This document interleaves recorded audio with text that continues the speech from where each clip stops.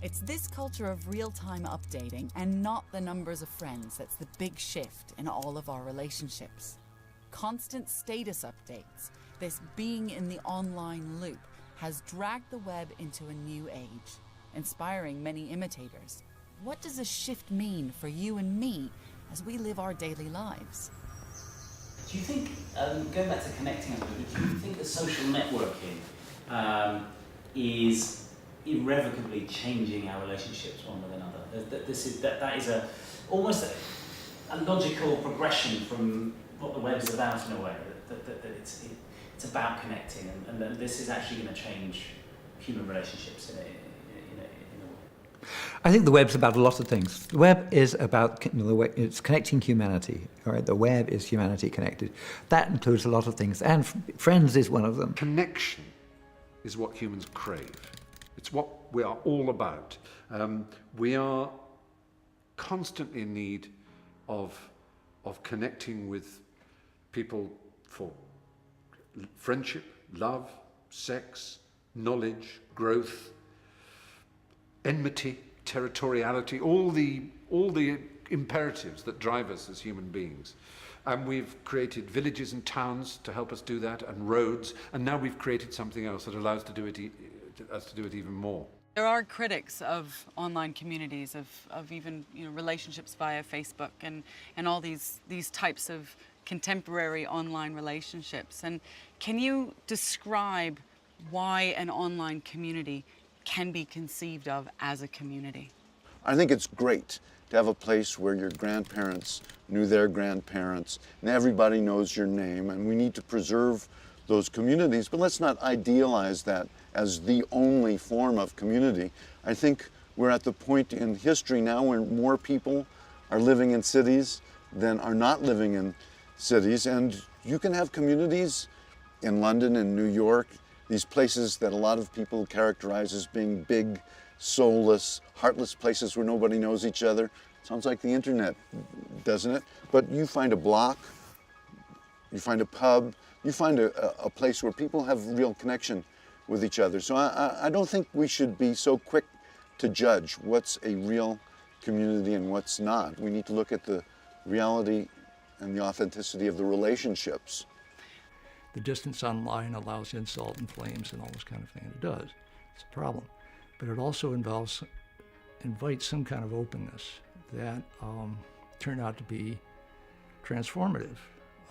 So we got a lot of people fell in love, they got married, they had children, and their children are online, and this became a world. Well, and I was very excited because what I had discovered in bulletin board systems and ultimately the well were real people who became part of my life. In fact, babysat for my daughter. I was at their weddings. I went to their funerals. I sat by their deathbeds. Even though we met through computers, we're real people and our relationships are real. On first impression, people were very suspicious of the ability of the web to actually really enable serious relationships and trust. There's a new variety, a new dimension of social interaction that was not present before, and that is the dimension that we're exploring now. When the internet came, turns out there were some things that preceded the internet. There were, the Source was the first big, huge organization. It was a computer that tens of thousands of people could dial into with accounts and leave messages for others to read. And watch how you go into chat rooms and find people that are strangers. And the amount of communication just explodes in your life. The number of strangers that you can meet but actually talk to, and you don't have to be afraid of a personal interaction. I think one of the things that the web is doing, the kind of glue that it's brought to us that we haven't had before, is the glue of obsession, the glue of fascination, the glue of passion about something in particular.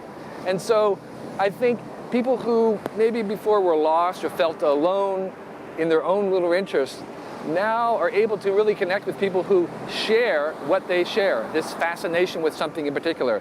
And that particularness has been amplified and magnified. And that is the glue that I think brings a lot of people together that was not present before. The internet is global. The world is global. The fact that media is global today in a way that it never was before, it is going to have fundamental impact on the way the world works. And I think that's a good thing. Social technologies are reflective of human nature. When you look at the fact that you can be sitting in your pajamas on your couch and you can actually impact the lives of someone sitting in a country hundreds of thousands of miles away that is wrought with political strife. You can say, I'm here, I'm listening to you. No one is alone anymore. And I actually think that's a really powerful thing. And so it's up to people who use it to decide whether it is going to represent the best of human nature or the worst of human nature. Whether it's, connecting you to the people that you know or connecting you to people around the things that you care about. 25 years ago, we didn't have a way to impact the world in one single instant. Today we do, and it's through the internet.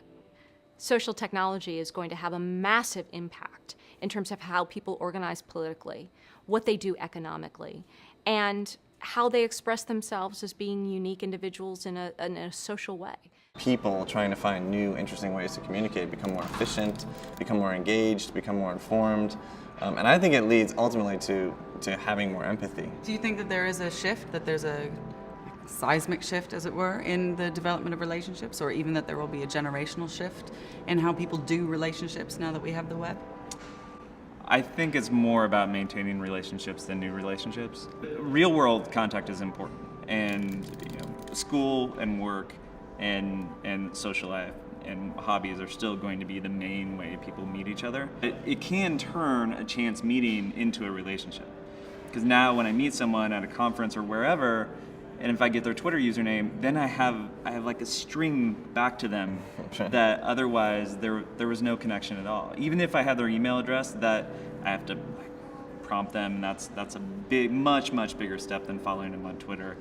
It's even a bigger step to engage with someone on a social network, where you have to say, now that I've met you once, we're friends. Not really friends, but I might want to keep up with you, and you don't even have to reciprocate. But that could eventually lead to a relationship that otherwise would not exist.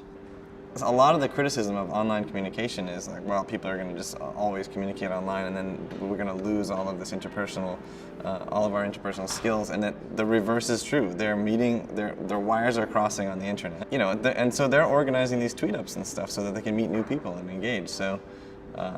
It's definitely having an impact in that regard. Whether you meet up or not, you definitely get to know people over Twitter or electronic communication in general. With Twitter in particular, because it's very lightweight to share something and to read something, then it's about sharing details that you wouldn't necessarily share, but that give you insight to people, whether you know them or not. It's not just meeting new people, it's staying in touch in a very lightweight way that just isn't practical.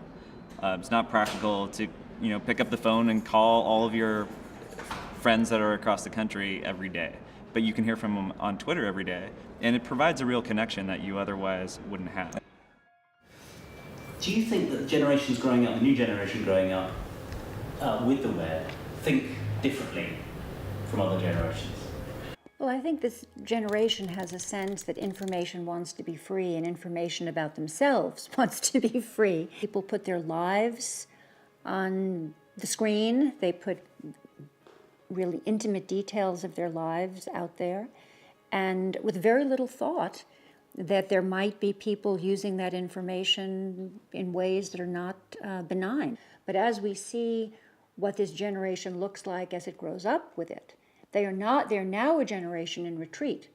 They'll text, but they won't talk.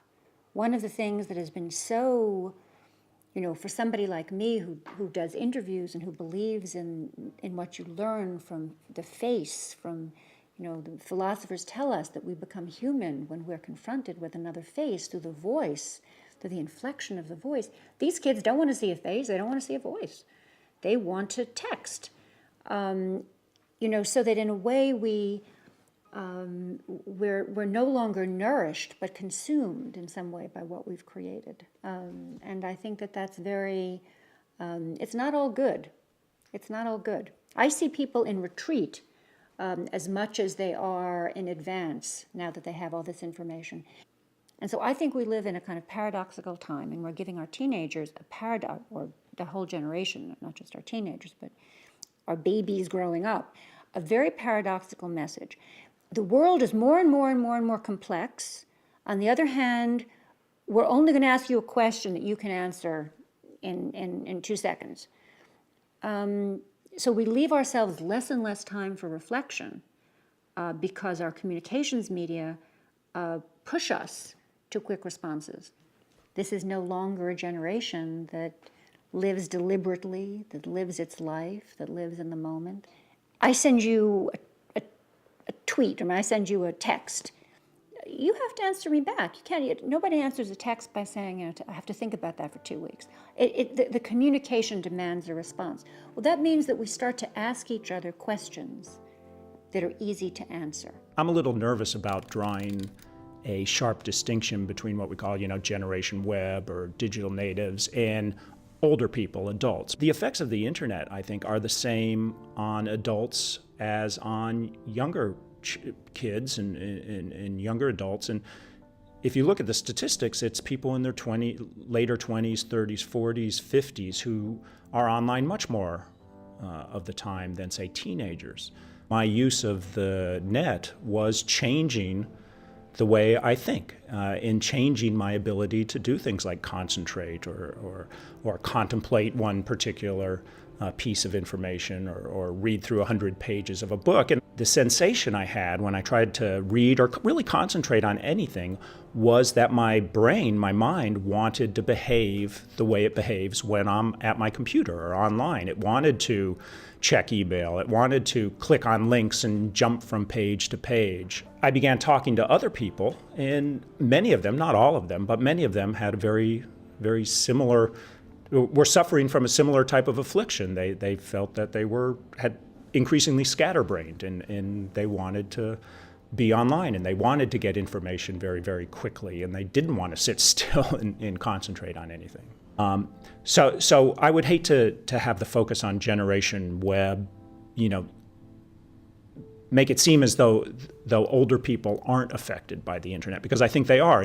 And I think what we see in young people, the distractedness, the inability to, read more than 2 pages at a time, is probably coming to characterize older people in every generation as well. So if a person is brought up looking at screens and using the web and being bombarded by information, then the question is, will the brain circuits ever even come into being? Will they be wired for that kind of thinking, or will they be wired completely for internet type of thinking, for taking in lots of information very, very quickly? And I think that's the big fear, is that we'll end up with a generation of people who are very good at using the net and very good at finding information and processing information very quickly, but don't really have any capacity for contemplativeness or for concentration or for deep engagement with information. I think one of the things that has happened to the first generation of kids to grow up always being online, they've always had always on. And what I've seen is they have a global awareness that was not present in my generation. They also feel as if they are always connected to everyone else. There is a feeling of being connected that I did not have in my generation. And I think the third thing is that there is a sense of movement forward, the sense of going somewhere, I think was not present in previous generations. I honestly believe that if you were to go back into the 1920s and take an ordinary, semi-educated 15-year-old and place him next to an ordinary, semi-educated 15-year-old now, you would find the one now knows more, understands more, is more socially confident, is more aware of the rest of the world, is more able and more adept at research, may not be able to say their 9 times table as fluently or repeat amo amasamata mamasamati amant. They may not be able to do that. Is that such a great loss to an old-fashioned person like me? I'd love to think people could do both, but let's get real about this. I think education is being redefined. It's not necessarily about memorization. It's about finding, searching for answers. you have an infinite amount of resources available to you, or information available to you. And I think people, or this next generation, I guess are much more knowledgeable about any topic that you can think of. That also, sometimes people think of I guess, the dangers of people trying to trick individuals with deceiving them with information that's not correct, that posting rumors. But again, I think this next generation is potentially more wary, or I guess conscious of that. Is this generation, are they going to be all right? Are the kids going to be doing okay? Or should we Kids are all right. The kids are all right. No, I absolutely believe that the possibilities and the opportunities for people to live a rich, passionate life that allows them to express themselves in all the ways that they want to, regardless of where they live geographically. I don't think it gets any better than that. The social web can do more good in the world than it can do bad. And it's the choice of people and the people who are using it as to what they want to do with it. It is the most empowering generational shift that has ever happened. And I think that that is what makes it so compelling and so inspiring and so much fun. And I think that that's something that is incredibly important. So, does it mean that people have shorter attention spans? Yes, but is that a bad thing? Maybe, depending on what your point of view is. But in terms of what it can actually enable socially, economically, and politically, I think that we should embrace and welcome social technology, not fear it. I think it's going to be pretty amazing to see how the next generation, I guess, evolves, if you want to call it that, because of their access to technology, but ultimately their access to information. And here we are today, and I think everybody would look at the internet and say, it's a good thing.